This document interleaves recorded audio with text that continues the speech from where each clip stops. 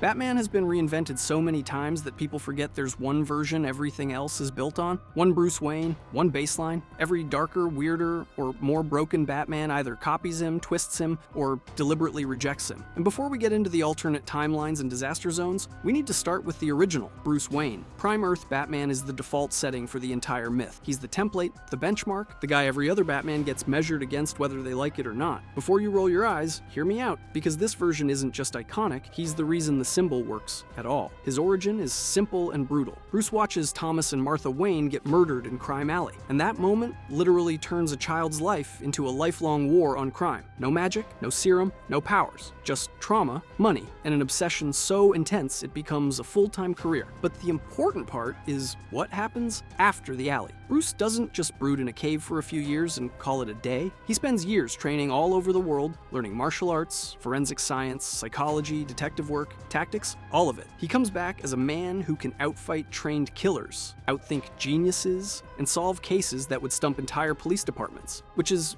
not ideal if you're a criminal. That's why Prime Earth Batman matters more than any other version. He's disciplined, emotionally controlled, morally strict, and completely human. The whole point is that he's terrifyingly effective without superpowers, just sheer will and preparation. Every other Batman, from the funniest to the most deranged, is basically reacting to this guy, and that baseline is about to get messier, because once you understand the original, the knockoffs, successors, and nightmare versions start making a lot more sense. Bruce Wayne. This is Batman at his most brutal, because he's not in his prime anymore. He's 55, he's been out of the game for a decade, and he only comes back because Gotham has gotten so rotten that retirement stops being an option. Before you roll your eyes, hear me out. This isn't the sleek, hyper-competent Bruce who always seems 3 moves ahead. This is a man who quit after Jason Todd died, buried the cape, and spent years letting the city eat itself. Now he's back, heavier, angrier, and way more worn down than the usual version. And that changes everything. In The Dark Knight Returns, Bruce doesn't feel like a superhero. He feels like an exhausted veteran who never actually learned how to leave the war. He's still dangerous, still disciplined, still terrifying in a fight, but now every move looks expensive. Every punch feels like it costs him something. That's the whole point. The obvious version of Batman is this unstoppable machine, the guy who can outthink anybody and outfight everybody. This Bruce is what happens when that machine keeps running long after the parts start breaking down. He's got the scar tissue, the bitterness, the obsessive need to keep going, and zero interest in pretending things are okay. Great, add that to the list. That's why his clashes with Gotham's authorities hit so hard. They don't see a noble protector. They see an aging radical in a mask. A man who thinks the world has decayed past the point where normal heroics matter. And when Superman shows up, it turns into the ultimate collision of ideals. One man still believes in order and restraint. The other believes the whole system has already failed, and somebody has to get ugly about it. That's the dark genius of this Bruce. He isn't trying to inspire hope. He's trying to prove that he can still force the city to fear him, even if his body is older and the world is worse. It's Batman as a last stand argument, not a symbol of what Gotham could be, but a threat to what Gotham already became. And that makes the next one even weirder, because after Bruce gets this grim and broken, the mantle gets handed to somebody who was never built for it in the first place. Jean-Paul Valley. Jean-Paul Valley looks like Batman upgraded him in a lab somewhere, and that is exactly why he's terrifying. Before you shrug him off as just another armored replacement, hear me out. He's not a normal man wearing a batsuit. He's a cult weapon with a costume problem. And when Bruce breaks, Jean-Paul doesn't just fill the gap. He warps it. Jean-Paul, better known as Azrael, was raised and programmed by the Order of Saint-Dumas from childhood. That means his identity was fractured before he ever stepped into Gotham. The cult built him to obey, to kill, and to hear the system in his head like it was a divine hotline. Great start. Really healthy upbringing. So, when Bane snaps Bruce Wayne's back during Nightfall, Jean-Paul becomes Batman.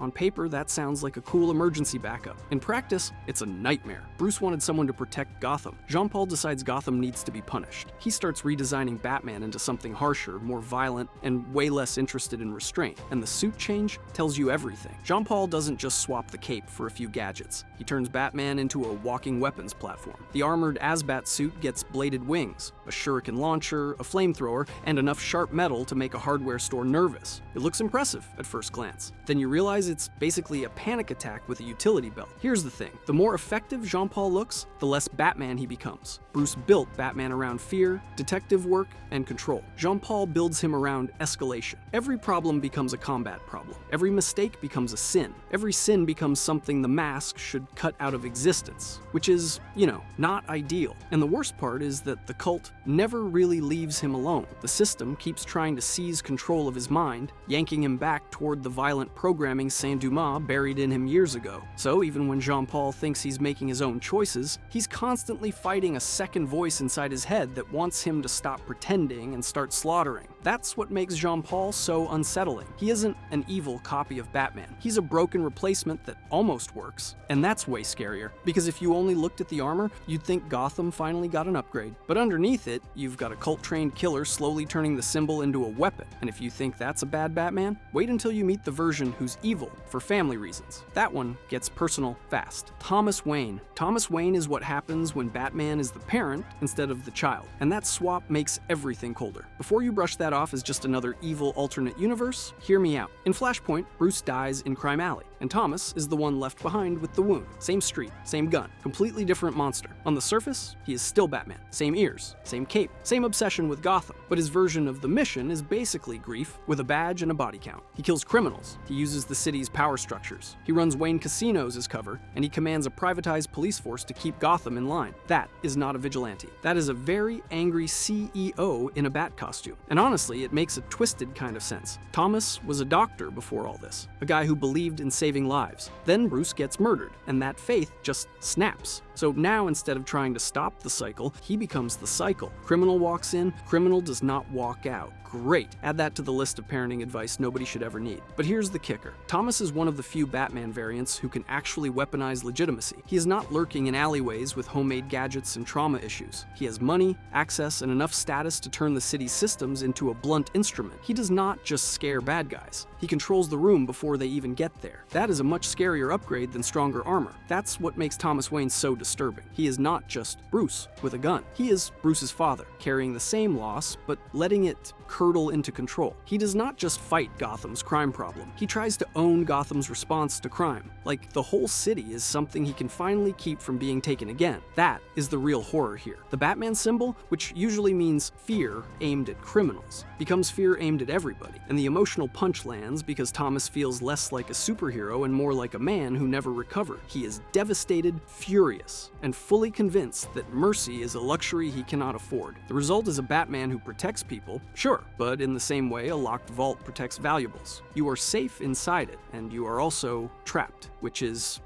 not ideal. He is trying to build a wall so nothing else ever gets stolen from him again, and that wall does not care who gets crushed underneath it. Flashpoint really asks the darkest version of the Batman question. What if the person in the cowl had more authority, more resources, and zero patience left? Turns out, no, that does not make him better. It makes him terrifying. And that's before we get to Dick Grayson, who proves you can wear the cowl and still not turn into a walking disaster. Dick Grayson. Dick Grayson becoming Batman should not work this well. And yet, after Bruce's apparent death in Final Crisis, he slips into the cowl and somehow makes the entire city feel lighter without becoming less dangerous. That's the magic of Batman. Reborn. You get Batman with a pulse, a joke, and enough social intelligence to actually function in a room. Then he gets paired with Damian Wayne, which is where things get really good. Dick Grayson isn't just the other Batman. He is the Batman who remembers people are people. Before you roll your eyes, hear me out. Bruce built Batman around fear, distance, and total control. Dick builds him around trust, timing, and just enough charm to make it look easy. He still patrols Gotham. He still fights killers, freaks, and lunatics in expensive costumes. But he does it like someone who knows how to talk to a cop without treating the exchange like a hostage negotiation. Batman,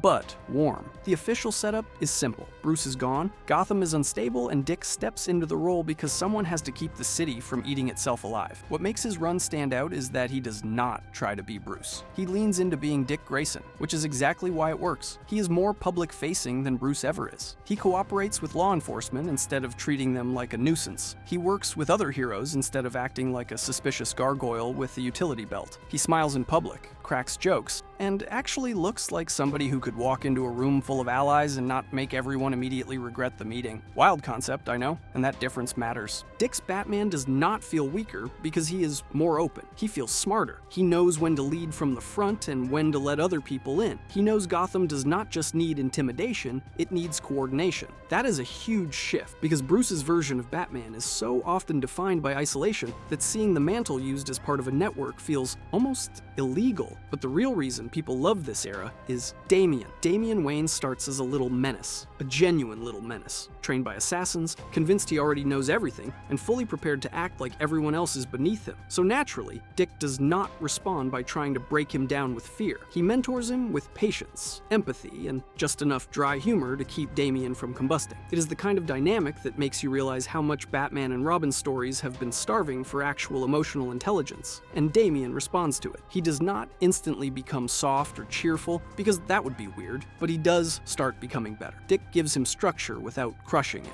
He gives him correction without humiliation. He basically tells him, you can be more than your worst training, which for Damian is probably the first decent parenting advice he has ever heard. That is why this Batman hits so hard. Dick Grayson proves the mantle does not have to be miserable to be effective. He can be Batman and still be human. He can inspire people without looming over them like a lawsuit in a cape. And in a franchise built on trauma, that almost feels rebellious. Of course, if Dick Grayson shows that Batman can be hopeful, Terry McGinnis is where the mantle gets thrown even farther into the future. Terry McGinnis. Every Batman we've talked about so far has one thing in common. They're all shaped by something terrible that happened to them. Terry McGinnis is different. He's shaped by something that was handed to him. It's the year 2039. Bruce Wayne is old. Not graying at the temples old, but physically cannot wear the suit anymore old. He's retired, alone in Wayne Manor, and Gotham has moved on without him. Except it hasn't really. The city just got worse. It renamed itself Neo-Gotham, slapped neon on everything, and let megacorporations replace the mob as the ruling class. Same corruption, shinier packaging. Enter Terry McGinnis, a teenager with a temper and a dead father. Terry stumbles into Bruce's life, discovers the Batcave, and essentially forces his way into the role. Bruce doesn't want a successor. He doesn't think anyone can do what he did. But Terry steals the suit anyway, because that's exactly the kind of reckless move Bruce Wayne would have made at his age. And Bruce recognizes it. Reluctantly, painfully, he starts mentoring the kid through an earpiece while Terry does the actual punching. Here's what makes Terry fascinating. He's not driven by trauma in the way Bruce was. His father's death matters to him. Absolutely. But Terry's Batman isn't built on a foundation of grief and obsession.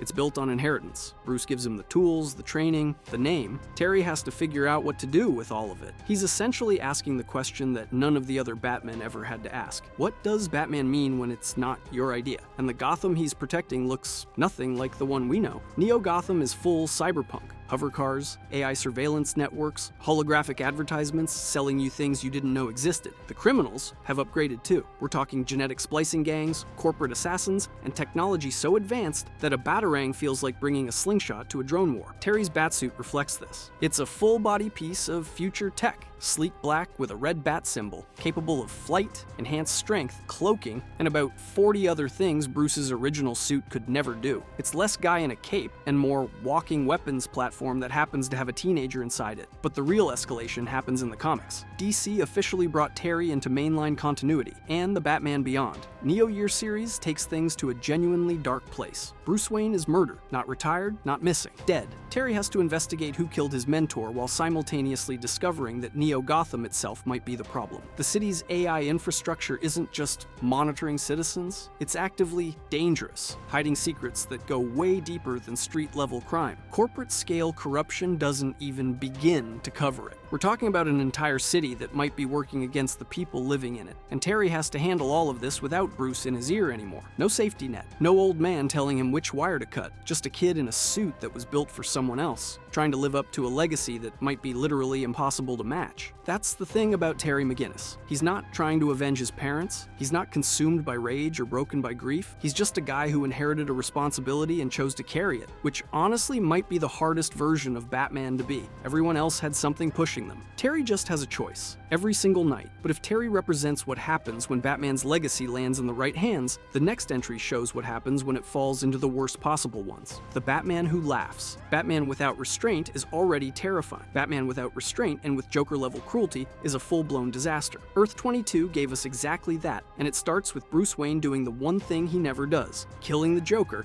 then getting infected by a nanotoxin that slowly turns his genius into something filthy. By the end, he is the worst kind of nightmare. Intelligent, patient, and completely done playing fair. Before you roll your eyes and call it edgy nonsense, hear me out, because this isn't just evil Batman. It is Batman's mind, Batman's planning, Batman's obsession with pressure points, all filtered through the Joker's sadism. The result is a man who can outthink almost anybody while enjoying every second of it. Earth 22. Batman starts out with the usual setup. Joker has pushed Gotham too far. Bruce snaps. And instead of holding the line, he kills him. Simple enough. But the Joker had been planning for that exact outcome, because of course he had. The clown leaves behind a nanotoxin that infects Bruce and slowly rewrites him from the inside, fusing his intelligence with Joker-like madness and cruelty. That slow burn matters. He does not instantly become a cartoon villain. He becomes worse. He gets time to think, and that is where the horror lives. Because Batman's biggest strength has always been restraint. He studies you, predicts you, corners you, and still chooses not to cross the line. This version crosses it, then keeps walking. He has the same tactical mind that normally keeps Gotham safe, but now every calculation is aimed at humiliation, infection, and psychological collapse. Basically, if regular Batman is a precision tool, this guy is a precision tool that got dropped into a bleach drum full of razor blades. Once he fully becomes the Batman who laughs, he stops being a rogue Batman and starts becoming a dark multiverse threat on a cosmic scale. He leads the Dark Knights. He works with Barbados. He tears through worlds with the calm of somebody reorganizing a filing cabinet. That's the thing that makes him so nasty. He does not rant like the Joker. He does not broodingly glare like Batman. He combines both into this sick little package that smiles while dismantling your entire plan, and he has the tools to make that mean something. The dark metal visor lets him peer through realities and see what people fear, what they want, and where they'll break. That is a disgusting advantage because Batman already wins by knowing you. This version knows you across universes. He understands the shape of your weakness before you do. Cool, that's also a thing that happened. Then there's the Robin Pit, which might be the most messed up part of the whole concept. He can corrupt children into groblins, twisted little servants that turn Batman's mentorship tradition into pure body horror.